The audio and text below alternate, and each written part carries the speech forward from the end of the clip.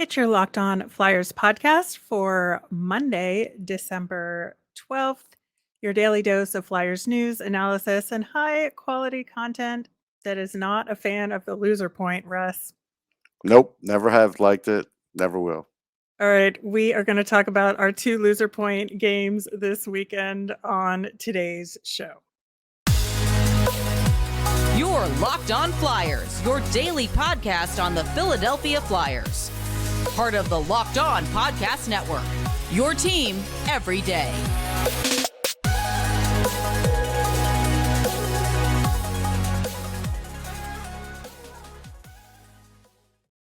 Hey there, I am Rachel Donner. You can find me on Twitter at rmiriam. I'm here as always with Russ Cohen, who's on Twitter at Sportsology. Thanks for making us your first listen every day. You can follow the podcast on Instagram and Twitter at Locked On Flyers. That's where you'll keep up to date on our episodes, Flyers news, all that good stuff. You can also email the show at lockedonflyers@gmail. We'll have a mailbag on Wednesday's show, so get those questions in. We are going to talk about the two weekend matchups. Plus, we'll have our Nemesis of the week, which is always a special time for me personally. And I know for Russ as well. We'll see what Russ comes up with this week. Locked On Flyers is free and available on Apple Podcasts, Spotify, Odyssey, wherever you are listening right now. So subscribe. You'll get all of our episodes here on the Locked On Podcast Network. Plus, we're over on YouTube, so subscribe there as well. A couple bits of Flyers news, Russ. Artem Anisimov signed an AHL deal with the Phantoms. So that I think is a good sign that he wanted to kind of stick around the organization, that he had a positive experience with the Phantoms, and he could always get an NHL deal. Yep. And that'll be whatever it is, but he's certainly having a good time so far after signing the deal. 2 goals, 2 assists on Saturday night. Not a bad way to start. No, I mean it's good to have him in the organization, but like we've been saying, if the Flyers don't clear a contract and somebody else decides they want him, they can go get him. They'll have to work that out, but it's good for him. He Yeah. wants to get back to the NHL, and that's how you do it. Yeah, we'll have more to say about him on tomorrow's show for Phantoms Tuesday, a fun weekend in Lehigh Valley.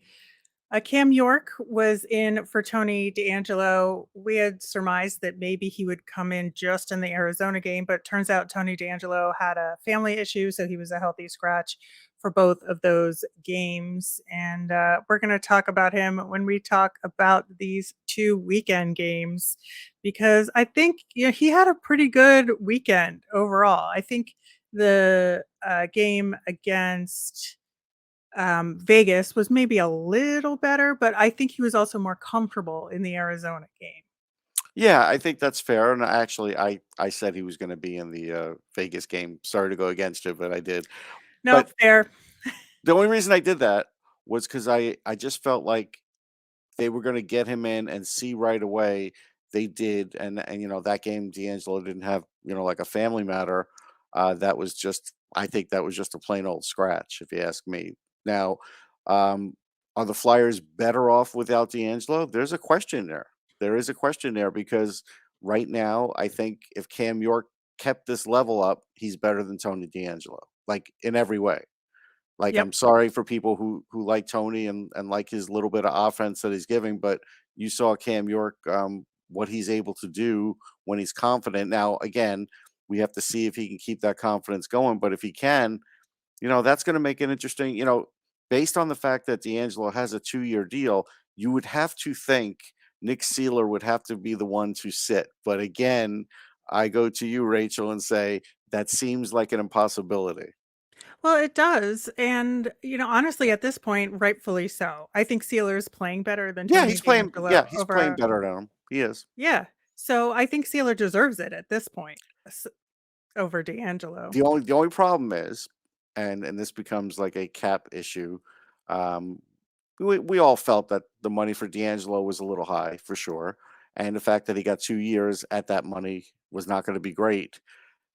If you start sitting him in favor of Nick Seeler, who only has a 1-year contract, you are now creating another Gostisbehere situation, and that could be very bad for this team because they're trying to dig out of cap trouble. So I don't know if they could put D'Angelo on the bench so early on. I think they have to give him a few more chances to fight his way out of this. I think it'll be a good thing. I mean, I certainly hope there's nothing horrible going on with his family, Agreed. and I wish him all the best on that front. But I certainly hope, given the circumstance, that he's, healing up a little bit. I know he was banged up, and that, when he does come back, that maybe he can, turn it around defensively and really contribute. And I don't doubt that the Flyers will give him that shot that you're talking about. Yeah. But, looking at these 2 weekend games, a couple of trends, I think, obviously in the Vegas game, it felt a lot like that game against the Devils Hmm. from last week. They held Vegas to no shots for an extended period of time, but still didn't get the win. Ultimately, like, the better team took over at the end as Vegas came on strong. They did. It was the opposite in the Arizona game where I felt like the Flyers basically took over at the end of the game, but Hmm. I really think in terms of that Vegas game, it just felt so much like that Devils game. It did. It was interesting because the Flyers did a good job defensively on as a whole. Carter Hart Mhm. did a good job. That was just one of those games where they just didn't win it, but they played a more cohesive style. They played a lot less cohesive against Arizona. But for the Vegas game, yeah, they had a better game plan, or at least did a better job of carrying out the game plan. There's a few guys still, veterans, who I just kind of question what they're doing at times. And even, and one of them is even Travis Konechny, who, got a big goal in the Arizona game. But there's things, for whatever reason, still some of the Flyers veterans are still throwing passes over the middle when they just get over into the offensive zone, the offensive zone. And that's a dangerous place to be because that's how breakaways happen. Everybody's Yeah. got their sticks down now. Everybody's trying to swat away a pass. You really shouldn't try too many of those passes over the middle. Uh, I just think they're iffy. I'd rather someone bring in the puck, shoot it around the other end where it's a lot safer. But they're trying this and it's not working out. I don't know if they're doing it out of habit too, and it might be one of those things, like the old Chicago song "Hard Habits Break." But something's got to give there on that. Yeah, I wanna talk about one line with a vet, though, that's playing very well, and that's this JVR Frost Tippett line, Yeah.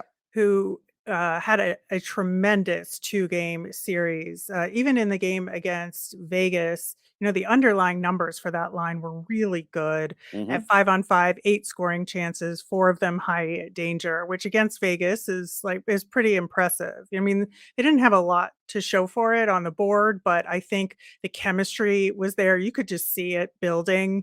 And then it really obviously paid off in the game against Arizona with Frost getting a 4-point game. JVR and Tippett each scored. I think JVR had an additional assist He did. in there as well. So I think that this is a line with chemistry, and it really got Frost going.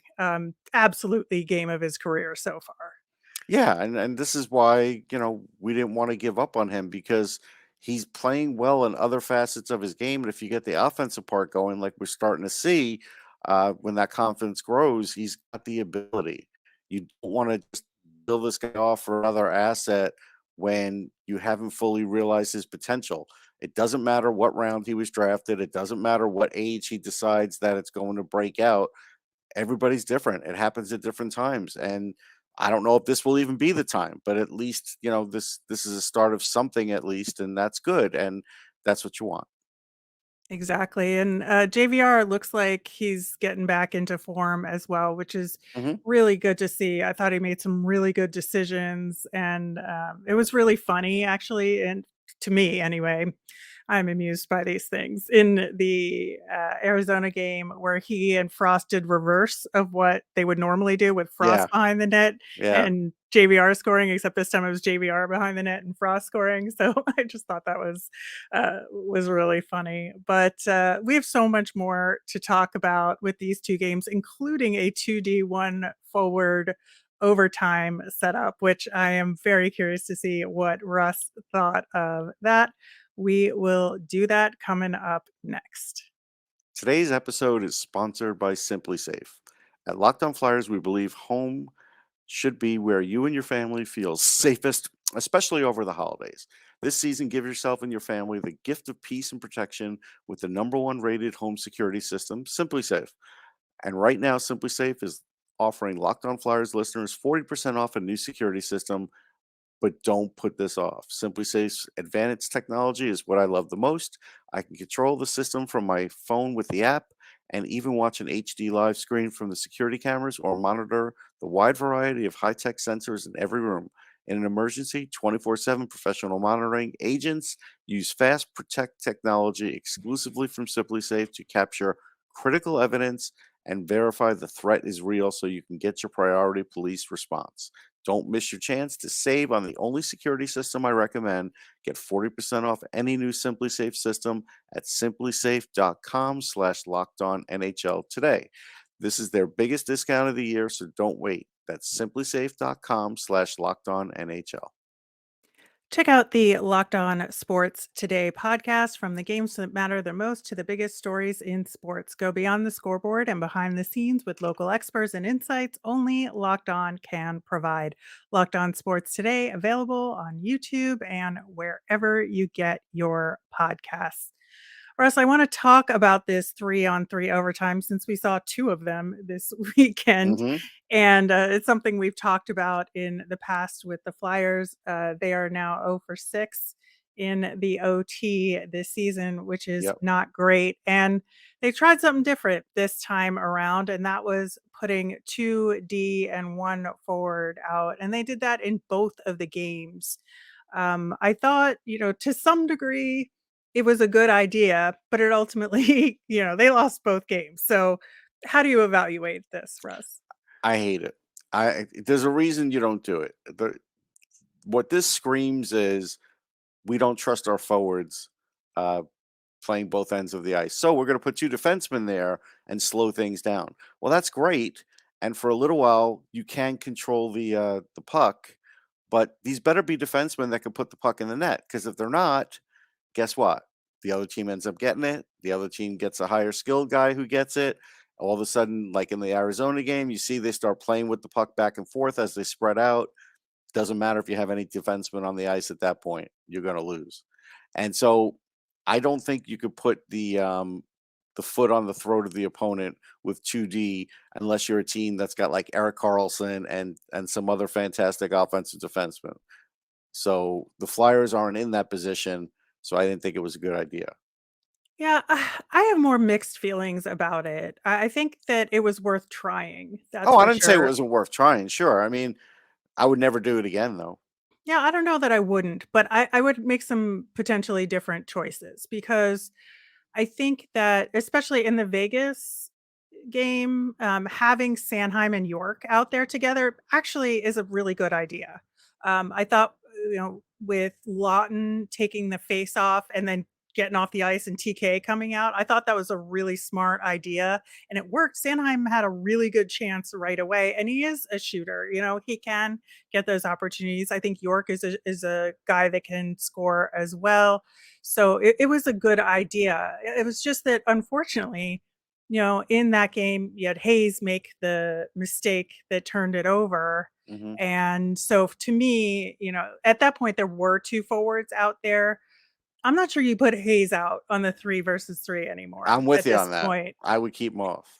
Yeah, and so I think that was where the problem was there. It wasn't the 2D, 1 forward thing in that overtime. And then if you look at the one against the Yotes, I wouldn't put Risto out there either in that kind of format because he's the kind of guy that with wide open ice is going to make a mistake All right. So or we're is more basically prone saying to making the mistake. I we're just now think the pulling personnel was wrong. Yeah, but you see I now we're like pulling 3 or 4 people because we don't want them out on the ice at all. And you see, I 2 don't know if that's people, Hayes and Risto, yeah. 2 people. No, but the It's not idea all is of them. no, but there's others that you don't want out there, I'm sure, if they went out there. And the problem is when you're only rotating in one forward at a time, it's literally Frost, then Cates, then Frost. It's like it's not No, the there's other Travis Konechny out well, there, they could yeah, put connect JVR out well, there. JVR was only out there, I think, for one shift, maybe two, this against Arizona. Konechny was out there, but it's not. Mhm. But again, when you're only rotating one forward for one forward, I just don't think I think it's too much skating for these defensemen. I don't think Sanheim is the scorer that you think he is, and so I wouldn't do it. York looked great out there. Put York out there Yeah. every time. I'm fine with that, but don't put two of them.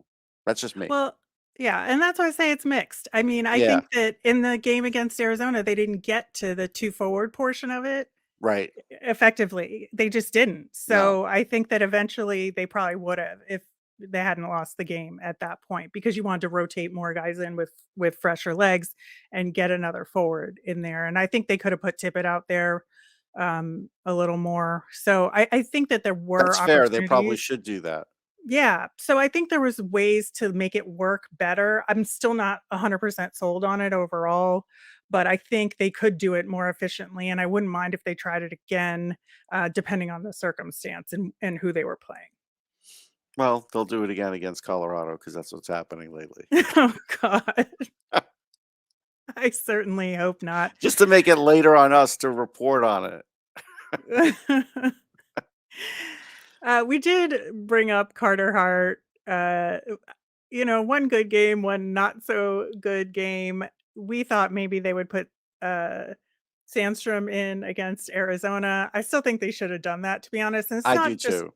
looking back because Carter Hart didn't have a great game, it just felt like a good time to rest him, and so, that was it was a really offensive-minded game, and he gave up 2 breakaway goals. He did stop one, but, he gave up 2 breakaways. You would have liked him to see him stop at least one of those 2 You coming would, up the ice. especially maybe the Nick Ritchie one. But again, Mhm. again, they're the team is just giving these up now, and they're just they're getting a little sloppy with the puck when they're giving them up. And it's just because all these teams are going to play a certain amount of defense. So especially, in the middle of the ice, sometimes against the wall, it's a frustrating thing to see, and I'm sure it's frustrating for Hart. Hart had a Mhm. pretty good workload last game against the Vegas Golden Knights. It was a high impact game. I really questioned the decision as to why he was in this game. It made no sense. I heard that it was happening, and I was like, "Why?" It didn't seem right. It just And didn't. to have him have played that game against Vegas, and then we have Colorado up next, it just all it was like a magic 8 ball. I use this metaphor all the time, but it's like all signs point to yes for Yeah, putting Sandstrom in this one, and I just yeah, I still don't understand it. Um, Also didn't quite understand how we had no power plays against Vegas. I thought there was at least a couple opportunities, especially on, Kate's getting hauled down in OT. I mean, I hmm know it's, like, less likely they'll call stuff in OT, but still, yeah, like, that seemed pretty blatant to me, plus the too many men. yeah, yeah. I mean, you gotta. That's the thing. There's a fine art in drawing penalties, anyhow, and the team's not very Mhm. good at it. And the way you get good at it is by holding on to the puck and frustrating the other team by cycling the puck, but they don't do this enough. I don't know if they're not doing it because they don't do it, they've been told not to do it, or they can't do it. I'm not sure. Yeah, I mean, they could do better at things to draw penalties, but Yeah.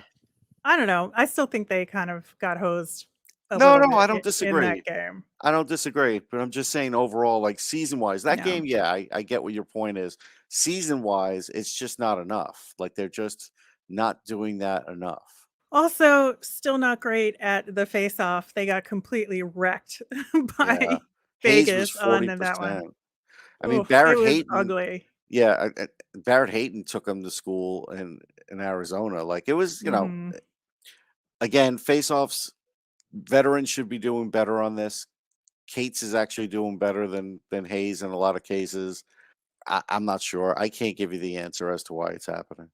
Yeah, I think that, thinking about these two games, again, it was another one where you had one really supremely disappointing outcome because of how well they played, and one where you just wish they could have stopped a couple of those goals and had an Right. easy win because the offense was actually feeling it for once.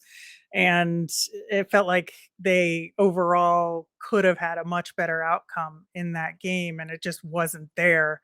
But I would say slightly less frustrating because they did, give up those goals. But I don't know. I think that it's a tough weekend to recover from, but they've got to go to Colorado next. Yeah, it's a tough trip. I mean, they they really do need an actual win. That would be good for them. They, you can't keep grabbing a point and say, "Oh, this is a good road trip." You can't do it because based on what's happening. But I kind of wonder when, like it's this game against Arizona for the most part until the Konechny goal, it was all the young guys that played well and stepped up. Yep. Yep. Van And Riemsdyk JVR. was yeah, and Van Riemsdyk was the one lone veteran Yeah. that really was playing great, but even Konechny did not have a good game. He had that he led to, the pass led to the Richie turnover, and he got the goal. Um, why? Why are these veterans coming up flat in so many games? It's like the checks are clearing, right? I mean, I don't understand. I'm happy that the younger players are Yeah. stepping up. That's very much a positive. But again, the other thing, and this is going to have to get solved, and it may end up getting solved via trade. Remember, their defense is healthy. Like everybody they brought in is healthy. So, we could look at Chuck Fletcher and look at the coaching staff and say, you got to get your heads together and figure out what this defense should be because it's not good enough. It's not even good enough for a bottom rung team in the NHL. They can't hold a lead. Like, these guys are all making good money. It's not like this defense is cheap. There's a lot of money being spent on this defense.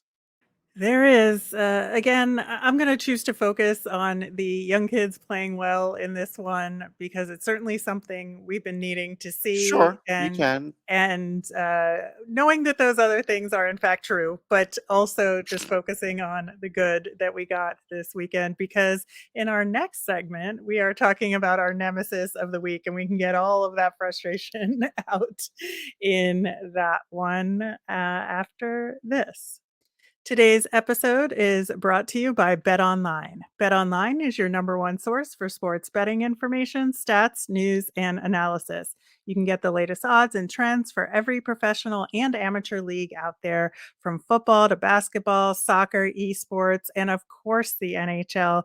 We've got it all at betonline.net. And if you love sports podcasts like ours, you can find those at BetOnline as well. We're always the fastest and easiest way to get your betting fix.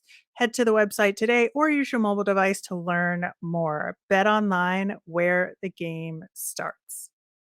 If you are newer to Locked On Flyers, each and every Monday, Russ and I name our nemesis or sometimes nemesis of the week, depending Mhm. on the week.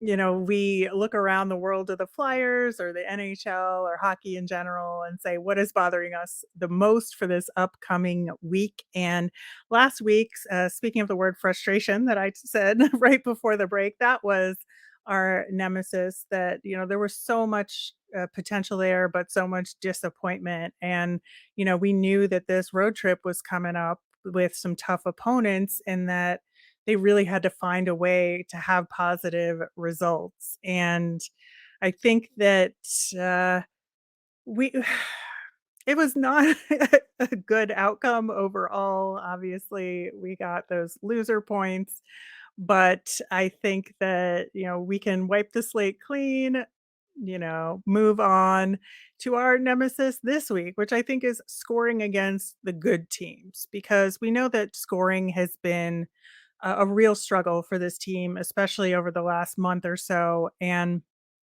I think that we saw that against a slightly weaker Arizona team, we got 4 goals that game, and you can win some games with 4 goals. Obviously not that one, but, I think that that is the, level you wanna get at when you're playing a weaker team. Now, we have to get those goals to go in against the better teams now. I think that's really where we are, and, Colorado's depleted, although they're getting a couple guys back, but I think that we have a lot of opponents this week where they can prove it. And those young guys that we talked about in these weekend games, they can prove it here. We're playing the Devils again, we're playing the Rangers. And I think these are some good opportunities. We just need more goals. That's fair. I'm going to also add that something that's bugging me around the league now is the Alex Ovechkin empty net goals. Mm. Empty net goals are supposed to be for players that kind of like earned it during the game and deserve it, and you get them that goal, especially if they haven't scored in a while. It's been 10 games. The Capitals' motivation lately is just we're just giving it to Ovechkin. We're letting him score every empty net goal, and I think 4 of his last 5 are empty netters. He's got a lot of 3-on-3 goals already, which I think is cheap. There's no way around it. Like, and I don't say it for him and his record. I say it. It's just if you're counting 3-on-3 compared to 5-on-5 of yesteryear, it's hard to match that up. And now he's way past. Well, not way. He's a couple goals past Gretzky as far as empty net goals. And if it goes at this rate, like he's getting. The Flyers game, he had 2 empty net goals. It's just I don't understand why. Like, if Washington wants to get him a record, that's fine. But I just feel like they're pushing it too much that way, and I think other teams are going to start really getting mad about it. Listen, I don't blame them. I mean, I think it is kind of ridiculous that, Yeah. for the sake of some record, you're you know, getting him the puck with an empty net on purpose, and they're putting him out there Oh, with he's the playing empty 4 net. minutes at a time sometimes. Yeah. Yeah, like, that is ridiculous. Now, one could turn it back on, the Iron Man streak and say, "Why are you putting this guy out there when he clearly Mhm. shouldn't be out there?" That is also fair. Mhm. I mean, I think that there's truth to both of them. So I don't really even think you can play like, "What about?" with this scenario. I think that they're both bad, and that it just kind of puts a little bit of a stain on what Ovi is doing right now. I just think it just leaves a sour taste in my mouth. So Yeah. I am right there with you. But wow, 2 good Yeah. nemesis this week that are both hockey related. Do you have any non-hockey? Well, the shrimp cocktail tree. I don't know Oh when my this god. I don't know, it's a shrimp cocktail Christmas tree. I don't know when this became in vogue, but, like, there is you get a smaller, like, tree that you put on, like, a kitchen table, and you put your shrimp cocktail there, and you put them on all the branches, and the cocktail sauce is at the bottom, and I'm just wondering, Rachel, I would not eat that shrimp after it has been laid on the tree like that. I would not plunk it into the sauce and eat it. I don't know what your feeling is, but that's just mine. I don't eat shellfish, so, Oh, but would not come up in my so world. let's just say it was, anything, any kind of food Like that chicken nuggets or yeah, let's say it something? was chicken nugget it was a chicken nugget tree. No, Yeah, you wouldn't eat no, them like that, yeah. no, not at all. But, wrapping up real quickly with our Flyers fun thing, Jaromir Jagr, in his debut, 2 assists, back in hockey. The man is 50 years old. God bless him. Yeah, he's a great kid. The only guy left playing hockey who's older than me, so it makes me feel halfway There you decent go. about it. All right, that'll do it for today's show. We'll be back again tomorrow with our Tuesday Phantoms check-in. Plus, we're going to preview our second game of the season against the Colorado Avalanche. As a reminder, we always want to hear from you. Send in your mailbag questions via Twitter at Locked On Flyers, or you can email us at lockedonflyers@gmail. I'm Rachel. I'm on Twitter at rmiriam. That's RMIRIAM. I'm Russ, I'm at Sportsology, SPORTSOLOGY. Thanks for making Locked On Flyers your first listen. For your next listen, check out the Locked On Sports Today podcast. It's the biggest stories of the day, plus instant reactions, big game recaps, and their take of the day. It's available on the Odyssey app, YouTube, and wherever you get your podcasts. Have a great day, everyone.